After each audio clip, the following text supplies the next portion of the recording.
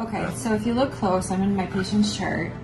I am pulling up like their laboratory results. So if you look here, you'll see COVID-19 bioreference lab. Here are the test results. As you can see, 5/1/2020 at 17:16, not detected. They test for a second time, 5/4/2020 at 17:59, not detected.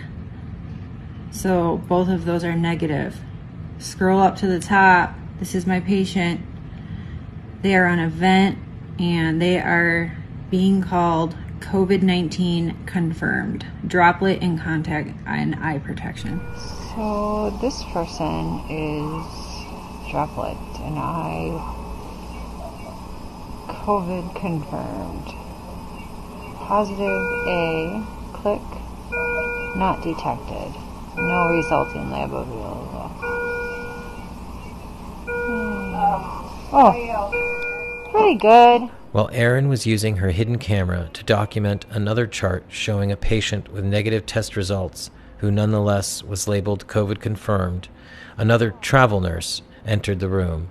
They began to discuss what Erin was seeing. If it says bioreference, that's that means here. It's done here. So not detected here, but So it's presumptive.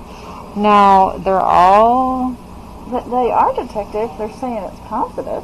Not detected. But it's not What does detected. that say? What does that mean? So I You said that they were vented immediately upon being brought in, is that? Yeah, so the thing is they're coming in with difficulty breathing, and a lot of these patients are really coming in with anxiety because they're scared. And when I was back home, I was working in the ED out in the tents, and most people that were coming through with like symptoms of just, anxiety, or they're worried and they're breathing fast and then they get all nervous. So this is how the people are like coming in. Now I'm not saying that some of them don't have COVID. Like there are people that come in and they really do need help, not to the extent of a vent, but they need help. But these other people, like this person who wasn't COVID multiple times, and a lot of them are on either Medicaid or Medicare. They're poor. They're from, a lower class. We're at a public hospital. They need the funding. So take them. They take them. And they tell them pretty much that if they don't get on a vent, then they're probably not going to survive. But the reality is, if they get on that vent, the likelihood of them walking out the hospital is slim to none. And can I ask you, what PEEP are they on, and is that being mandated or specified what the pressure is on the vent? Here's the thing with this. So you don't have actual doctors that know critical care, ICU doctors on these floors. There's a dentist, and there are residents with these. So residents are essentially students, and they have no idea what they're doing. Like I had to police a resident because he wrote an order for me to run Versed, which is a medicine that you have to be very careful with because it can kill someone, at like quadruple the speed of what you should be running it at the dose. And had I not known that, then I would have easily killed the patient, and it would have been okay under their COVID standards. So everything is kind of a wash. Nobody's held accountable for anything, and these people that are on vents are essentially being like, these residents are like practicing their skills on them. So they're practicing central lines, they're practicing like invasive procedures that are really unnecessary. Let me just ask you about nosocomial infection. So you're saying they're putting non-COVID or COVID rule out with definite COVID patients? Yes. So I was only wondering because I was looking at all the patient rooms, and this patient is in with a non-COVID. I don't understand why they're doing that. I know. There's 4 patients in a row here Yeah. on COVID.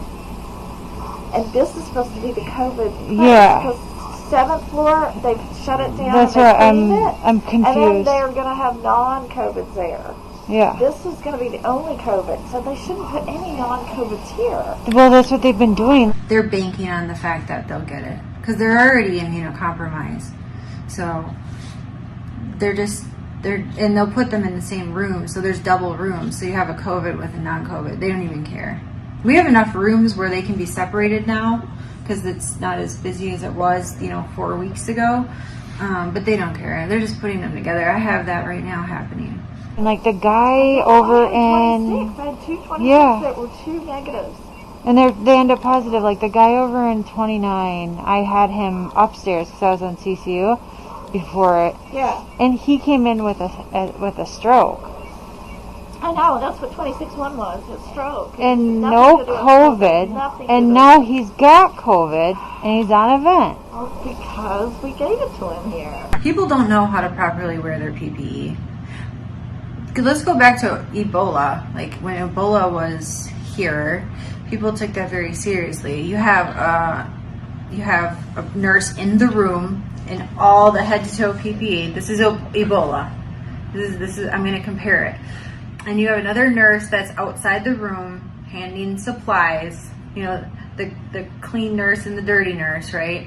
Going, and when they're taking their outfit off, one nurse is unzipping the back so she can take it out, walking out. They're not doing that here. We're wearing like our scrubs, and then we have maybe like a net top. Our pants are exposed. They're wearing booties over their shoes, but the booties are going room to room to room, and then people will wear them through the hospital. So there's massive spread just Yeah. through the improper use of the PPE. I mean, it's a no-brainer. Everyone, it looks good. It looks good. It looks like you're super safe, but in reality, it's ridiculous. We have, in the United States, and we've had it for a while, a rapid test. It's 45 minutes. Do you have COVID, don't you? They're not doing the rapid test here. They're not. No. Okay. I At Elmhurst, you've never seen them. Nope, they don't do it. It's too expensive. They do 5 day. It's like 5 to 7 day turnaround. In the meantime, they admit them onto COVID units. So non-COVIDs, the rule outs are going to COVID units and waiting for the results. Even though we have a rapid result, which is 45 minutes, and they're not doing it. No, not one. But when you say it's too expensive, I mean, isn't this all getting charged to the fund anyway? I mean, why not do it? Why not? Are you saying that? I don't know why. It doesn't make any sense to me. I asked that doctor about it. How come you guys don't do the rapid test here? Because city place, I mean, it exists. It's just they don't have access to it. There's only limited supply, so if you have deep pockets, you get it first. Oh, so money. Most times it's money about everything, yes. That's sad. It's the reality. I compare this hospital to a third world country. I've been in a third world country hospital in Iraq. The Iraq hospital is better than this one, and that says a lot. I've been there. I've been in both hospitals, and this is in the United States, and this hospital is treating low income, mostly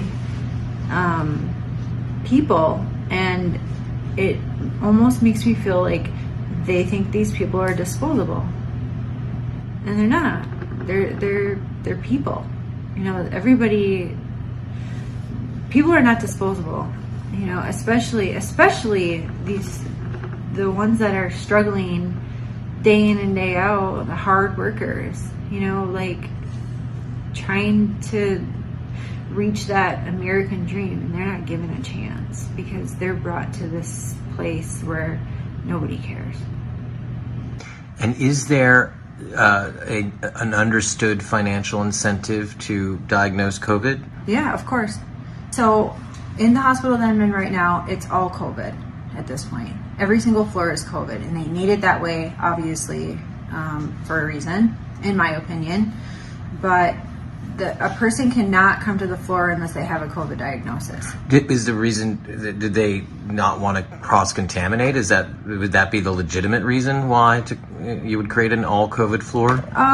Here's why I will say no to that, is because they're admitting people for, quote, COVID rule out. So this guy was probably admitted COVID rule out, tested him, they saw that it came back negative. They probably already did something where they needed to now call him COVID, in the hopes that if they're putting him on a COVID floor and there's nurses going room to room to room, he will get it, and then they'll be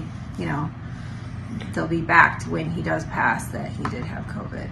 Yeah, I mean, that's quite a charge. I mean, what makes you think they really want them to get COVID? Because money. Money. So we're supposed to. He's not DNR, but we're treating it as DNR. Basically. Does his family know? His family knows the situation. I think they called them and they told them. They were trying to do a school attending consent for DNR. Okay. All day he spent like in the 80s saturating. It was this one on the forehead didn't work. It was this one worked, and it came back. When I changed it, I was like, oh shoot, it's 90. Yeah. So they started playing around with the Oh shoot, it's 90. he's still on pressure. He changed the pulse ox You put him on AC, from drop. his head to his finger, and Well, he's yeah, like, no, I oh, opened it's them last 90. week. I had to put a sign up last week, don't touch my... He's Don't fine. touch it. Nothing. So what was that? So that was, we were just getting on shift because we were starting the night shift at 7. And that was the nurse from the day shift saying pretty much we shouldn't code him if he's going to code. And then I turned my glasses on. Why are we being told not to code him, essentially? That's what he said. I mean, because I'm going to tell you right now, if he bottoms out, I'm jumping on his chest. Period. Point blank. It's going to happen. Okay. Because until that status is changed in the computer, that's what I'm obligated to do under my nursing license. Right. I mean, Because you guys aren't going to back me up and protect me. well, Elmhurst does have a policy given, like a COVID policy, given the scarcity of Right. dialysis and It blood. can be a chem code, it can be whatever. That it's not, there's not it's a difference. Normally the standard is whatever the family says, like we just do. So if they would say code them for 5 years, like we just do that until they die. It's a little bit different now because of the new policy in place with Dr. put in place, which is that you don't need full family like you can just tell someone that it's medically futile and that we're not willing to just pour blood and resources into something that would be impossible to get back. Right. But look, it's brutal. He's 37. I mean, it's brutal. well, So they said, tried. well, our higher ups have agreed and our attendings agree that this is futile care at this point. He is not going to make it. I said, he doesn't have an epi drip going. He doesn't have anything to sustain going.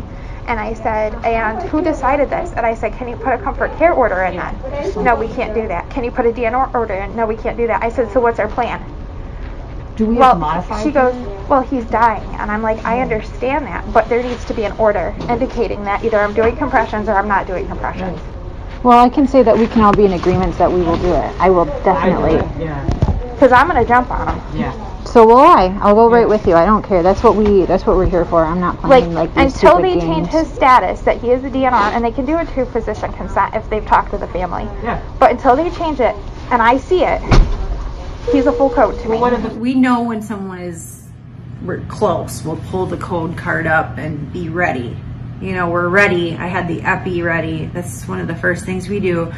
And she wouldn't let me give it. So this was that woman. And the entire time, and this was over his body, his alive body. And we're arguing and she's laughing. She was smirking. And how this man died was the nurses arguing with the doctors over him as he was dying. And she's smirking the entire time. It was probably one of the worst experiences in my entire life. But all I can think about is that at least he knows that we were fighting for him when he died. You know,